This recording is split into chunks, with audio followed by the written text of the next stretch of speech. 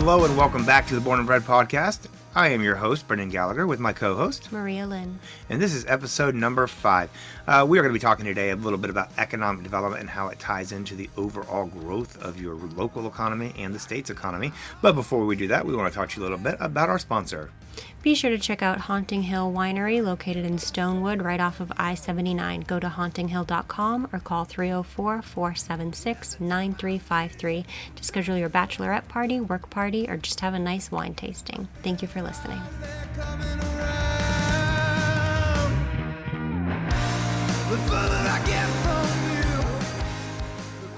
So we recently did a presentation, and we just kind of wanted to take that presentation and talk to you a little bit about how the economy ties into music, music ties into the economy, how these two things are inseparable, but some people seem to want to separate them out. But we've seen a lot of conversations lately revolving around cities and their impact and their ability to foster an environment that allows for growth in the music and arts in general. But really, we're going to be focusing on music. So before that, we want to talk a little bit about, music and how it affects us personally and how it can impact our lives. We all like to listen to music. Well, most of us like to listen to music. But do we ever really start to think about how powerful music is in our lives? Yeah, so if you think back to the last time you went to the dentist, there's probably music playing. Riding in an elevator, there's probably music playing. If you go get a medical procedure or get a CAT scan or something like that, they probably have music playing to try to help relax you. If you go to a spa, there's music playing. All of these places that aren't intrinsically music related always have music playing. If you think of sporting events, right, there's always music at a sporting event.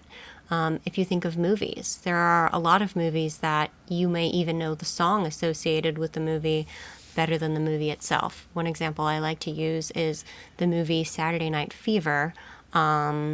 Was a movie with John Travolta, and the song Stayin' Alive was written for that movie. And pretty much everybody knows what Stayin' Alive is, and in fact, they probably came up in their CPR class. But a lot of people don't know the movie Saturday Night Fever. So, I think it's interesting to me that music has that power to really transcend everything that's going on around it. Anything you want to jump in So on when that? you're using your Staying Alive example, I can guarantee you the majority of 17, 18-year-olds, if you were to be like, staying alive, they're going to jump in. They know the song. Sure. But they have no familiarity. And I won't say none of them. Some of them might have parents that expose them to them. But yeah, no, that is a great example of a song that overshadowed, I guess, the film it was part of.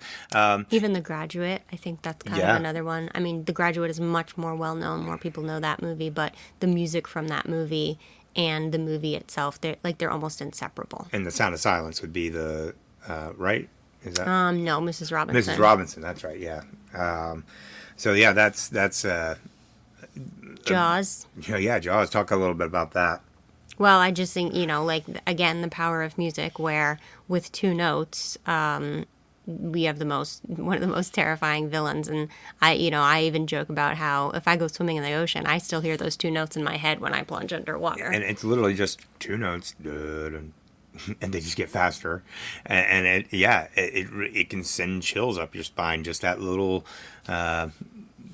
it's incredible how that impacts every aspect of our lives. So you take that and you think about, Maria was listing all these different places. One of the things we don't even, think about is we don't send people out of this world without music. Every funeral you go to has music. And what does it do to people at the funeral? You play a certain song and it induces tears. Yeah. And in that regard, I think, people, I know so many people. I have my friend's dad jokes that I'm his friend that he listens to sad songs with, because one time we were together for her birthday, and he was playing a couple of songs and they were on the sadder side, and he was like, I like sad music. I said, that's okay, I like sad music too. And it made him so happy that we both like sad music. But I think that's a real thing, that there are a lot of us who, not everybody, but there's a lot of us who actually enjoy sad music, and it's not because we want to feel sad, it's because that music is helping us process our emotions that we maybe can't process otherwise without it. Music is the voice of what you are unable to say in so many circumstances. A band that makes me happy is The Cure. And I don't know that they're supposed to, but they make me happy. Yeah. I love that. So all of that background there, why we are talking about this on the personal level is what we just showed you is we all understand that on a personal level, music has power. But what happens when you expand that out? What kind of power does music have? So there was a store in the early 2000s that had sat vacant for a while. It was called DePaulo, and a young entrepreneur decided to go take a look at this space and saw the value of this store and turned it into a venue that we now statewide know as the Purple Fiddle. Now, I grew up in West Virginia. I'm 45 years old, lived here primarily the majority of my life, and I did not know anything about Thomas, West Virginia until the Purple Fiddle. The Purple Fiddle led to an entire economic shift in Thomas that not only affected Thomas, but then affected the next town over, Davis, and then affected Parsons, West Virginia. So all three of these communities got to reap the benefits of one man's vision of saying, hey, I want to create a venue and a restaurant that people will come to from all over. And bands will literally go off of the interstate over to Thomas, West Virginia, which is not an easy task just to play at the Purple Fiddle, because it is so well known, especially in the Americana, folk, bluegrass, but even in the rock world, that this is a place people want to play. And through that, then you go down the street where the Purple Fiddle sits, and the street is lined with art galleries and stores and things like that that did not exist before the Purple Fiddle. And so it's just amazing to see how one little place can shift an entire economic culture to a point where if you go to Thomas on the weekends, there are cars there with license plates from Pennsylvania and Washington, D.C. and Virginia. All these people come there and they spend their weekends there because they want to get away from it all and have the nice experience and the nice culture that Thomas provides. So when you look at that on that level of Thomas, well, how does that apply to every community? Really what we're asking through this conversation and trying to get you to think about is, what can your community be doing to foster a similar environment, a similar culture? Now, we're not promising that, if you open a venue or anything like that, you're going to have a Thomas-like revitalization in your community. But you will encourage young folks in your community. You will encourage even older folks in your community to get out and be more involved and to do things and to add their support to the music culture and to the arts culture of your town or your city, wherever you're at. They're very important things. And we know what happens. We've seen it. We've seen it happen in universities all across the country, that they cut the art program or they cut the music or the theater. And then the next thing you know, the school is the next thing to get cut. Mm-hmm. It happened in Philippi. We all know about Alderson Broaddus. The first thing they cut was their arts and music program. And now the school is shuttered. And that's sad to see and it's sad to hear. But that when you look at it on that level, that applies to your community as well. A community that does not support the arts, that does not support music, that does not encourage the growth of those things, is a community that is dying. And I feel very, very strongly about that it is on the community to create a culture that allows for the arts to grow. So, how can people be getting involved, and how can they support music on a level that can create something in their community? Yeah, I think identifying your local assets, whether they are musicians, whether they are existing venues, and supporting them, that's the first most immediate helpful thing you can do, is go see your local artists play live. buy their merch, support local venues, all that stuff. But on a larger scale, if you're a leader in the community and you want to look at ways you can really apply this idea of economic development through music. I mean, there's so many things you can do, and it's really going to be tailored to your community, or it should be tailored to your community to ensure success. And you have to look at things like practical things like noise ordinances, like Yeah. Do you have a noise ordinance that's actually Yeah. prohibitive to growing music? Now, we're not saying that you should do away with. Well, but like, I'm going to push back on you a little bit. I'm not. I was actually saying the opposite, in that there should be a noise ordinance so that your community knows there's an end to this. Well, right, but and so this you get to hear us go back and forth here a little bit. That's fun. So I agree with that, but I'm also saying that you could have something that is prohibitive. Sure, if the noise ordinance is 8 o'clock, but Yeah. if the noise ordinance is 10 or 11, I think that's a little bit more reasonable. Maybe, but then you got to think about too, outdoor music versus indoor music. Right. If you're in a venue that is well soundproofed, then you can go till 1 a.m. Probably without disturbing people. So that's where you have to look at, what do we actually have? What are our resources?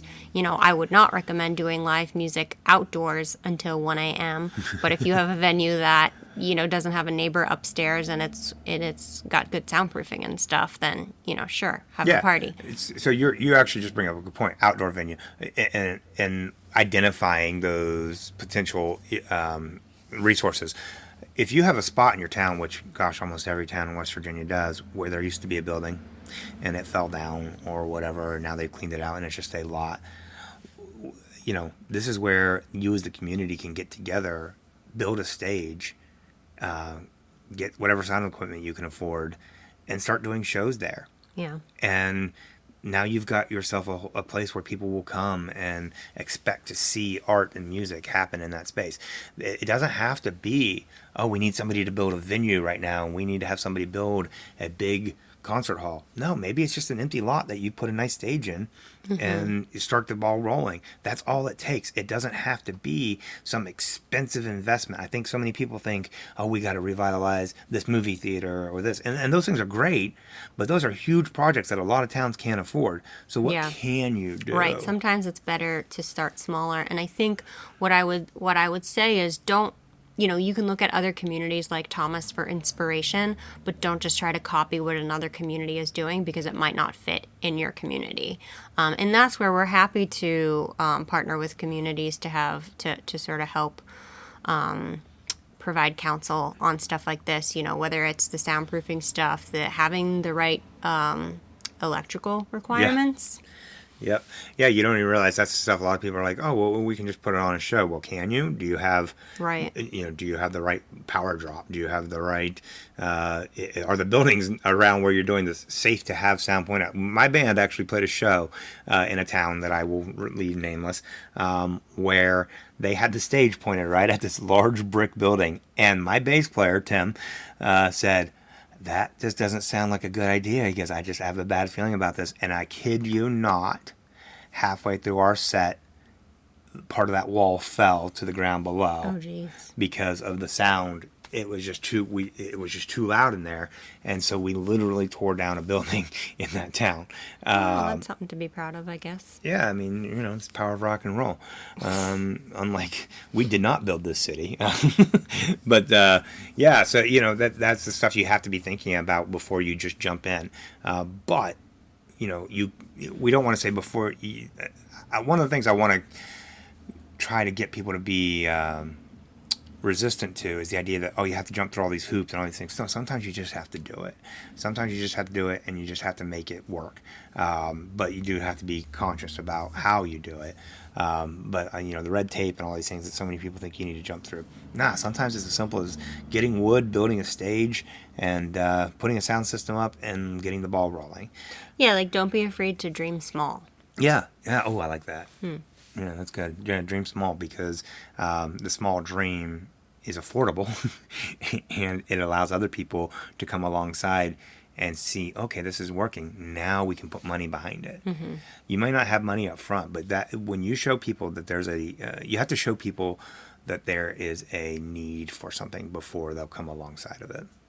So yeah, this was just a conversation we wanted to have with you about how small towns and then all across the state this should be happening. Small towns should be supporting their local musicians, and I guarantee you have them. I guarantee your community has them in there, and half of them may not even be able to play in your town because there is nowhere for them to play.